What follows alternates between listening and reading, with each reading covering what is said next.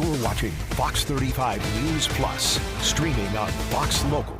Live look right now at the Times Square. Sun is setting in New York City. Sun is setting not just on the day, but on the year of 2024. And hard to believe at this time, 25 years ago, we were getting ready to ring in the new millennium. And with it, a lot of questions about what would happen to all our computers. That's because of Y2K. And so joining me live now via Zoom to talk about this is Matt Rose. He's the CXO of TechRage IT in Winter Springs. And Matt, where were you 25 years ago tonight? So I was actually still in college, but I was a computer science major. So obviously this was all things we were doing. So I remember, hanging out with my friends that night, wondering, really wondering what would happen after midnight. So like a lot of people. Yeah, it was a real thing. Like it's crazy to think about now, just because of like how ingrained computers and technology is. That there were a lot of questions and potentially devastating effects that we could see if things didn't respond right. Yeah, there was, it's funny to look back on it now. I think what people don't realize is, if you get a new cell phone, even you're talking about gigabytes of data, and sometimes you're terabytes. Back then, when programming started, you were talking bytes, kilobytes. So it was just a different world. And so when they made software, they didn't really think of it going beyond 2-digit years. So it made it difficult, and that's where the scare came from. And so what was the problem, or what could the problem have been? So when they started programming, and again, this came well before the 90s even, because computer programs have happened, for many years now. But when they started, they had to conserve memory, and it actually took a lot of memory in those days to make a program that talked about a year not being in 2 digits, meaning the year 1999 was just 99, not 1999. So because they did that, there was this panic that with older programming languages, certainly using a lot of government agencies, they only did that so they actually realized the problem in the 80s and started fixing it, but government agencies were panicking. They spent a lot of money on it because the idea was they thought that you would roll over into the year 2000 and these computer programs would think they'd be in 1900. So who knows what would have happened? It would be like turning back the clocks 100 years. So it could have just been catastrophic. And people really didn't know. That was the whole thing. People were scared that power grids were going to shut down because we just didn't know what would have happened. And so how was the crisis averted? The clock struck midnight.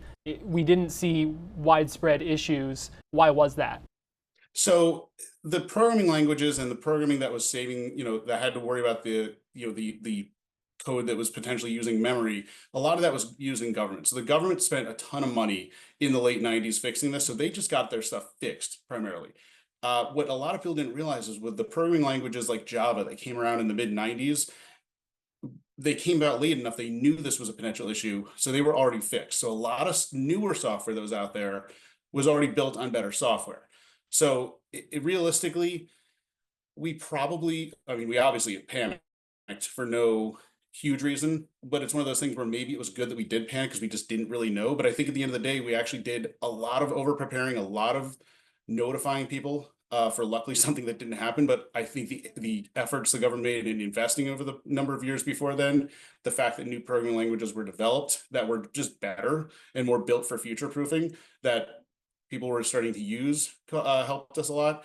And it just luckily we avoided a huge crisis. Did we learn anything from Y2K that is helping us now, or that could help us in the future? I think we learned at that point, and we've talked about this before, Garrett, like about how reliant we are on our technology. And I think that was one of the first aspects that we made that realization. Now it's impossible to see when we have our cell phones, our connected houses with ring alarms and things like that. But I think that was the first thing. But I think we also have to realize technology is going to outlive us. And you have to think about that. It's kind of the same reason when people say like the internet doesn't forget when you post a picture or something like that. So I think that was the first reminder to never think a technology is a fad. And when we had started programming, if it had been possible, you should have said this wasn't going to be a 30-40 year thing. It was going to be hundreds and God knows how many thousands of years. So I think just realizing technology is here to stay. And that may have been the first moment we realized how reliant we really were. All right, good stuff. Well, I appreciate it, Matt. A look back to an interesting time in history, and something that was very unique to that time period, just with the turn of the millennium, and Yeah. computers kind of just really starting to kind of take off in that way. So kind of wild to think about that. It's been 25 years since then. When you had said earlier 25 years, I actually took a step back and was like, that can't be true. But no, it actually Right.